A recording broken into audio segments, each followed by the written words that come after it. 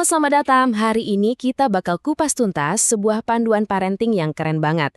Dari Dr. Aisyah Dahlan, ini tentang cara baru buat ngertiin dan motivasi anak kita. Yuk, langsung aja kita mulai. Pernah nggak sih ayah bunda rasanya kayak ngomong sama tembok? Udah dinasihatin baik-baik, si kecil malah cuek aja. Ngeselin kan? Nah, kalau pernah, tenang. Anda nggak sendirian kok. Dan ternyata ada loh penjelasan ilmiah di baliknya. Oke, jadi ini dia nih alur pembahasan kita. Kita bakal mulai dari apa itu baterai kasih, terus gimana cara nge-charge-nya pakai 5 bahasa kasih, lalu kita lihat strategi praktisnya. Dan gimana semua ini bisa jadi, semacam kekuatan super baru buat kita para orang tua. Oke, kita masuk ke bagian pertama ya, rahasia baterai kasih. Yuk kita bongkar konsep intinya yang ternyata jadi kunci buat paham apa sih yang sebenarnya dibutuhin sama anak kita. Nah, ini poin yang paling penting nih. Kita perlu geser cara pandang kita.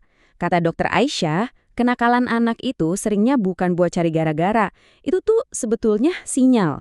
Kayak lampu kelap-kelip ngasih tahu kalau ada kebutuhan mereka yang belum terpenuhi. Disinilah Dr. Aisyah Dahlan ngenalin metafora baterai kasih.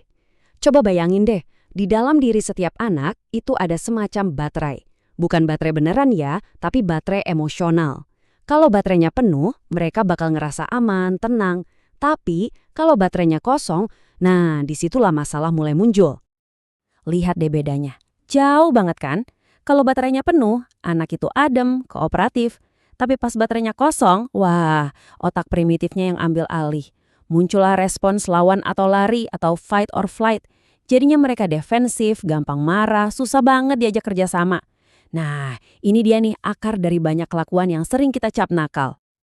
Jadi, kalau masalahnya baterai kosong, solusinya apa dong? Ya, gampang aja sebetulnya. Kita harus isi lagi baterainya. Nah, ini dia mantra utamanya. Coba deh diulang-ulang, isi baterainya kali dulu. Bangun koneksi dulu, baru kasih koreksi. Ini benar-benar mengubah total cara kita ngadepin anak. Kenapa sih cara ini manjur? Gini, waktu kita nge-charge baterai kasihnya, itu tuh kayak nenangin bagian otak primitif anak. Otaknya jadi pindah mode, dari yang tadinya siaga tempur, jadi mode menerima. Nah pas di mode inilah mereka baru benar-benar bisa dengerin dan mau kerjasama. Oke, terus gimana cara nge-charge-nya? Nah, menurut Dokter Aisyah, setiap anak itu punya colokan atau chargernya masing-masing. Nggak bisa disamain. Intinya gini, bahasa untuk nunjukin rasa sayang itu beda-beda. Cara yang bikin anak pertama ngerasa disayang belum tentu ngefek buat anak kedua. Jadi tugas kita adalah nyari. Apa sih bahasa kasih utama si kecil? Ini dia nih 5 charger atau 5 bahasa kasih itu. Penting buat diingat, semua anak butuh kelimanya. Tapi biasanya ada 1 atau 2 yang jadi bahasa utamanya. Inilah yang paling cepat dan paling efektif buat ngisi baterai mereka sampai penuh. Nah, ada panduan usianya juga nih dan ini penting banget. Buat anak-anak di bawah 4 tahun, kita usahakan charge ke 5-5-nya setiap hari. Tapi begitu usianya 5 tahun ke atas, kita bisa lebih fokus. Cari tahu 1 atau 2 bahasa kasih utamanya dan maksimalkan di situ. Oke, teori udah. Sekarang gimana prakteknya? Yuk kita lihat contoh kasusnya langsung di kehidupan sehari-hari. Contoh pertama, ini sering banget kejadian. Anak yang suka mukul, nyubit, atau gangguin adik atau kakaknya. Refleks pertama kita sebagai orang tua biasanya apa? Langsung marahin kan? Tapi kalau kita pakai kacamata baterai kasih, kita bakal lihat ini sebagai sinyal. Kelakuan itu sebenarnya teriakan minta tolong. Itu tandanya baterai sentuhan fisiknya lagi kosong melompong. Makanya strateginya kita balik, bukan langsung marah. Tapi langkah pertama, tarik nafas, jangan teriak. Langkah kedua, isi baterainya. Datangin anaknya, peluk erat atau elus-elus kepalanya. Penuhi dulu kebutuhan sentuhannya. Nah, baru langkah ketiga, setelah otaknya tenang, kita kasih nasihat pelan-pelan. Percaya deh, ini jauh lebih efektif. Kita ambil contoh lain ya, anak yang caper alias cari perhatian terus. Lagi kerja, digangguin.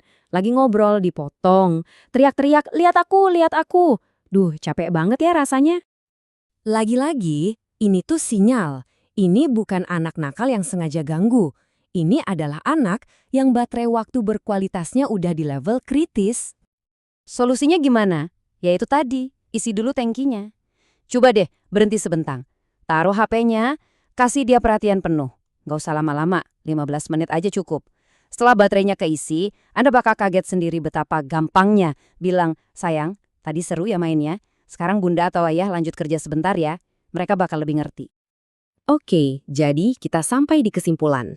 Dengan memahami konsep ini, peran kita sebagai orang tua itu bisa berubah total. Ini benar-benar pergeseran paradigma.